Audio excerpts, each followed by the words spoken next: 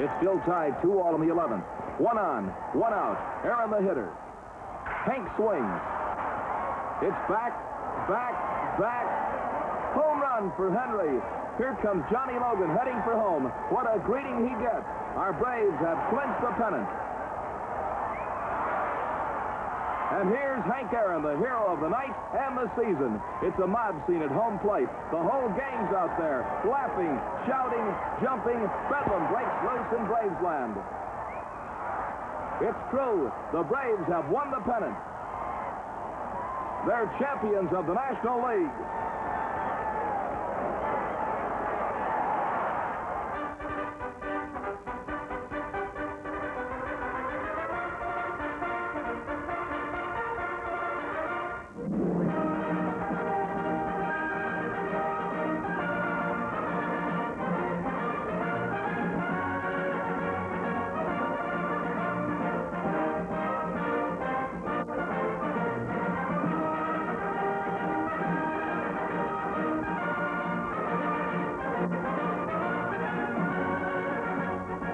Yes, and starring our world champion Milwaukee Braves, the cast in order of appearance.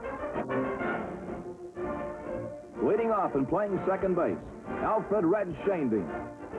Batting average, .309. Fielding, sensational. A master of the double play, Red was a perfect running mate for Johnny Logan. John's steady play at short and consistent hitting in the clutch made him a big favorite with the fans. At the hot corner, Eddie Matthews, who pounded out 32 homers, drove in 94 runs, and was one of the defensive heroes of the World Series with sharp fielding and rifle-like arm. In center field, the league's most valuable player, Henry Aaron. Pity the poor pitcher when Henry draws a bead and sends one whistling. Famed for his power hitting, Hank also covers plenty of ground in the outfield and did a great job in taking over in center field. In left field, big and burly John Wesley Covington. Recalled from Wichita in mid-June, West nailed down an outfield job and made 2 game-saving catches in the World Series. Hard luck man of the Braves, jolting Joe Adcock, who was again sidelined by injuries this season. Frank Torrey proved an able replacement, fielding brilliantly and coming through with more than his share of base hits. His average, .272 for the season. In right field, a platooning of experience and youth.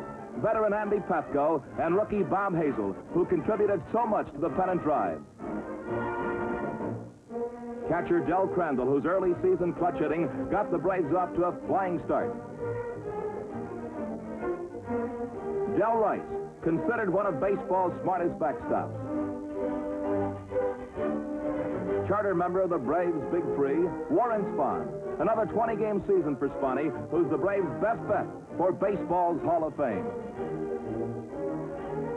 Bob Buell, whose blazing fastball chalked up 18 big wins, 117 strikeouts, and a neat 2.74 earned run average. And, of course, Nitro Lou Burdett, the unquestioned hero of the World Series. Winner of 17 season games, Lou hurled 3 series wins. Lou's all business as he sidearms a third strike past the Cubs' Walt Morin. But he likes to enjoy life when he's off the mound. A natural-born comic, Lou's crazy cloning often eases the tension in tight situations.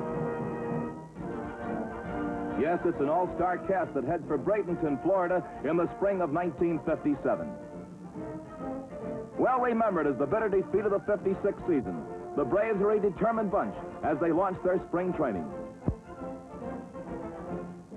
Manager Fred Haney maps out the program. Hard work in the spring can mean a pennant in the fall. And hard work it is. Calisthenics iron out winter kinks and prepare the boys for even more grueling exercise to come.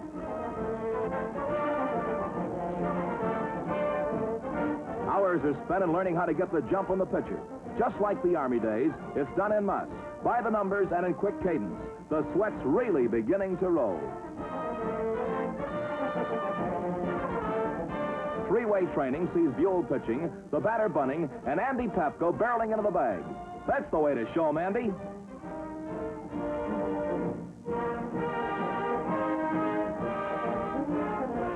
Buell fires again. And Bullet Bill Bruton comes tearing into third. A successful sacrifice calls for good bunting and heads-up base running. There's just plain running, too. Buell gets a full share of it in the outfield. Veteran Warren Spahn knows that a pitcher's legs are as valuable as a pitcher's arm. He circles the outfield over and over again until he's about ready to drop. Spahny's worked up a full head of steam. Man, it's rough going. But Spahn knows, as do his teammates, that hard work is the only answer to the rigorous months that lie ahead. Spring training ends, and the 1957 season is about to begin. The big question, will this be the year for the Braves? Milwaukee turns out its annual capacity crowd for opening day. Fans arrive early and eager, and the turnstiles merrily click on the way to racking up another new attendance record. The Cincinnati Redlegs provide the opening day opposition for the Braves. In the warmth of the dugout, manager Bertie Tebbetts holds court for visiting reporters. If he knew what Cousins' team had turned out to be for the Braves, he'd probably be chirping a different tune. Fine defensive play marks the game. Temple snags Aaron's vicious liner. Shortstop Roy McMillan stabs Danny O'Connell's bid for a base hit. That's legal larceny. It's that man McMillan again, cutting down Henry Aaron on a great play. Hank's hitting in hard luck. The fans enjoy the close, taut game. The Braves look great, too. Don Hook is finding out for trying to steal second. Lou Burdett on the stretch. Pitches. Roy McMillan wraps it hard to O'Connell. The flip to Logan. The relay to first. And Burdett's out of a jam. Al Jeffcoat's going great guns. But this time, Hammer and Hank Aaron hits it where they ain't. Far and deep into the bullpen. The big blast puts the Braves ahead 1-0. Henry circuit swat is the first of 44. He gets a big hand from the welcoming committee, and the opening day crowd is a happy one. Lou continues to horse-collar the Redlegs. And now it's the ninth inning. Burdett pitches carefully to pinch hitter Ted Kluszewski. Big Clue lines one to Logan, who makes a fine stab and doubles up Ed Bailey. Burdett's shutout is preserved, and Milwaukee wins its fifth straight opening day victory at County Stadium. The Braves went on to win 12 out of their first 14 games, and pennant fever sets in early among the fans. But the commanding lead melts away, and reinforcements in the form of red Shandings arrive while the Braves are in Philadelphia. Former teammate Del Rice is mighty glad to have Red back on his side. Welcome to the Braves, Red. Catcher Del Crandall greets Red in his spanking new Braves traveling uniform. There are many who say the pennant was won this weekend, just a few hours before the June 15th trading deadline. Fielding gems like this make Red an immediate favorite with the home fans. Baseball's Huck Finn has found a home in the hearts of Milwaukeeans. More fielding finesse. Campanella's bid for a hit is turned into a quick twin killing. The crowd loves it, and how. Red plays heads-up ball. He grabs Ballow's hopper, tags Samoli, and fires the first for another double play. The fans have found another hero. They love to watch Red hit, too. With his choke-style grip, Red rattles one right down the line and racks up an easy double.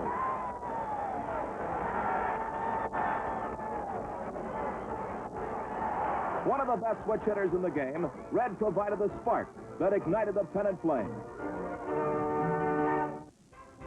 Other memorable moments, the Braves say farewell to the historic Polo Grounds.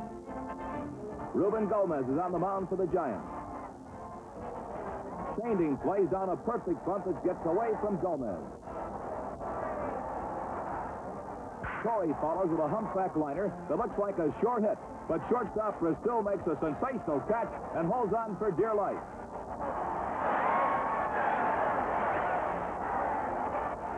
Eddie Matthews keeps the pot boiling with a sharp single to right that drives in rookie Bob Taylor and pinch runner Dick Cole. Johnny Logan climaxes a 4-run inning with a sharp single to center, scoring Eddie Matthews. The Braves are leading by a 4-2 margin. Dave Jolly relieving. Shortstop Eddie Brissou drives one to the lower left field deck. A history-making homer, the last you'll see in those famous short stands of the Polo Ground.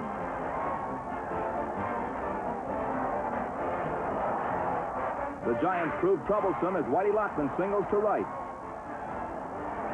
The bingo moves John Mueller around to third base in a cloud of dust. Former Brave Danny O'Connell grounds sharply to Torrey, who fires to Crandall. Mueller's in a jam. Crandall throws to Matthews, who makes the tag. The relay to second.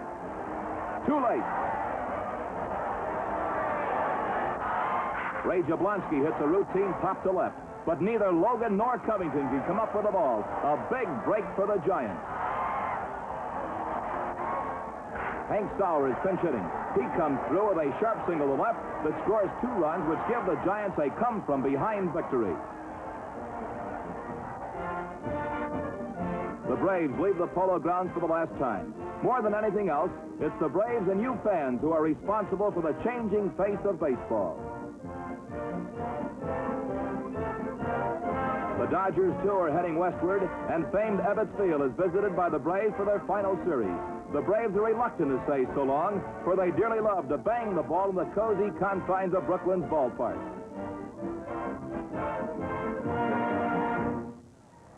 The sad face and tattered raiment of clown Emmett Kelly add a nostalgic note to the final doings in Dodgerville.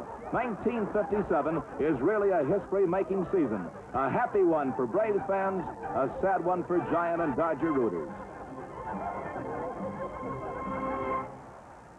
Nor is it very jubilant for Johnny Podres. Nippy Jones takes little heed of Podres' World Series reputation and blasts one of his cut pitches high into the stands. Yes, sir, the Braves really love this part.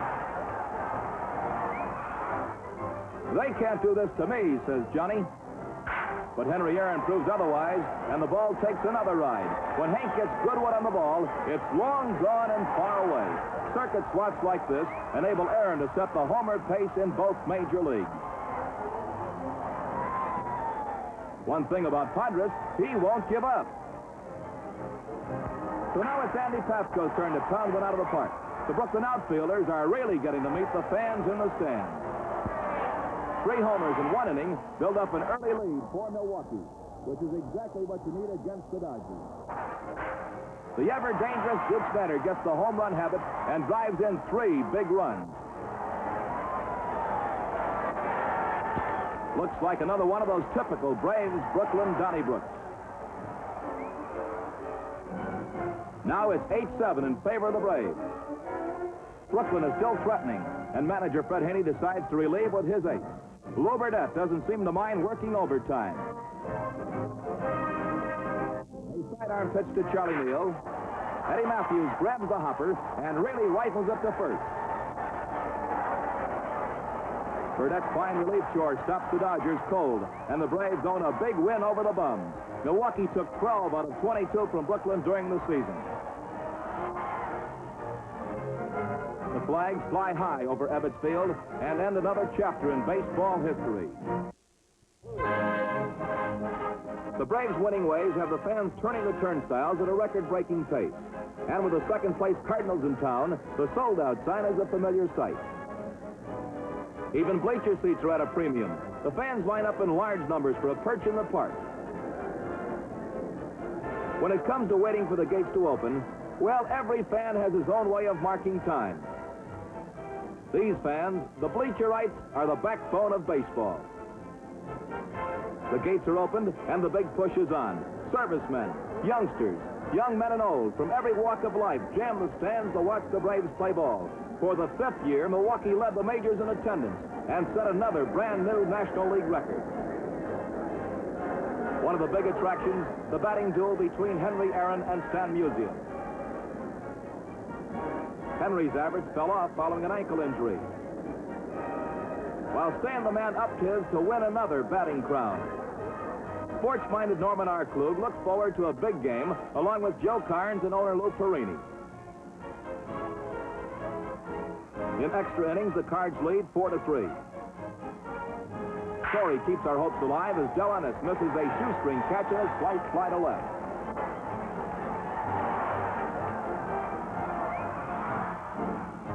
Clutch hitter Eddie Matthews comes through with a single to center that sends pinch runner Bob Taylor to third. We need 2 runs.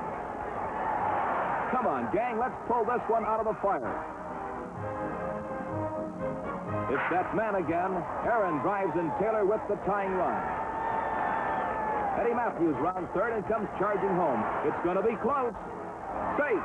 And it's a big, big win for the Braves.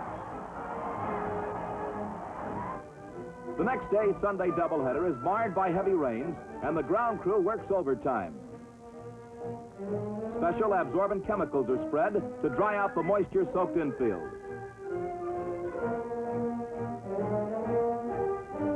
Milwaukee fans are no fair-weather friends.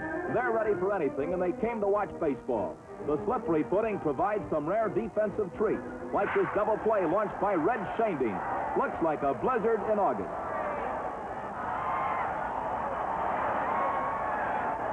Blasingame hits one into the drifts, but Red refuses to become snowblind and tosses the second for the force out. Now watch this one. Torrey lofts gently to right, and Joe Cunningham comes up with a circus catch here.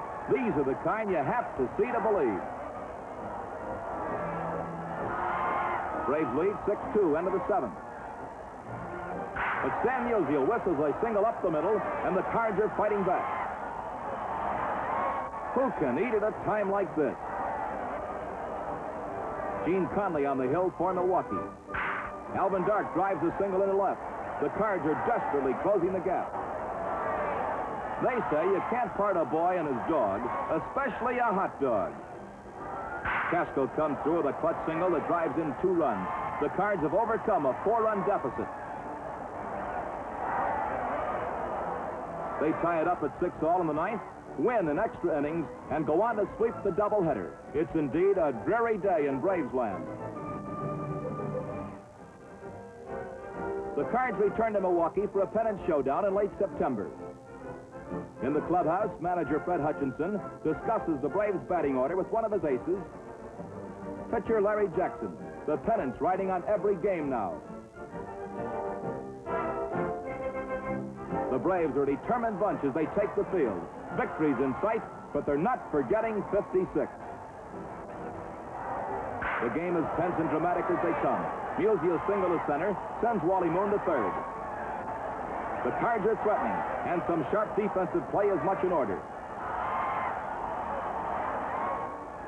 From the stretch, Lou Burdette fires.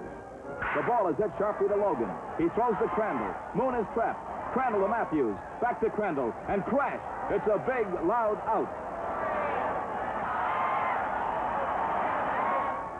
Now the Braves have the bases loaded. Crandall grounds to Dark.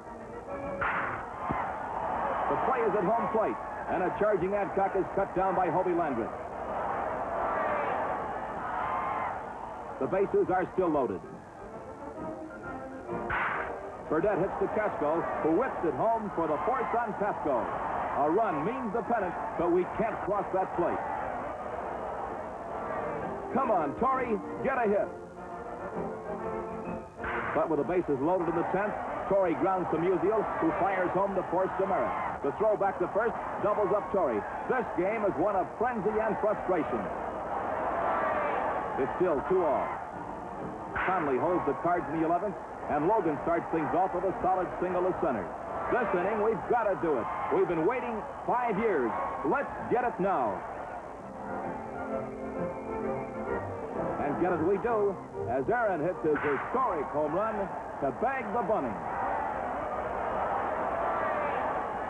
A jubilant Johnny Logan crosses the plate with a pennant-clinching run, and pandemonium breaks loose at Milwaukee County Stadium. The fans and Braves will long remember this wonderful night of September 23rd, 1957. Well, he might. Milwaukee's first World Series has the whole town tingling. Let's go get 'em, gang. It's Spahn pitching in Sunday's thriller. Gil McDougall singles sharply. Mickey Mantle comes across, and the Yanks take an early 1-0 lead. In the third, Eddie Matthews crashes a double for his first World Series hit. Johnny Logan hot-puts at the third, and the fat is in the fire.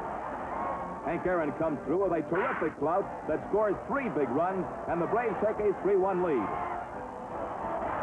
Aaron batted .393 in the series, hit safely in all 7 games, and easily walked off with the hitting honors. The happy hometown crowd has more to celebrate.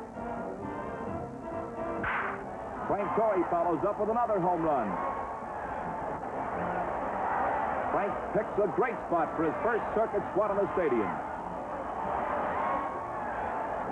The Braves ahead 4-1.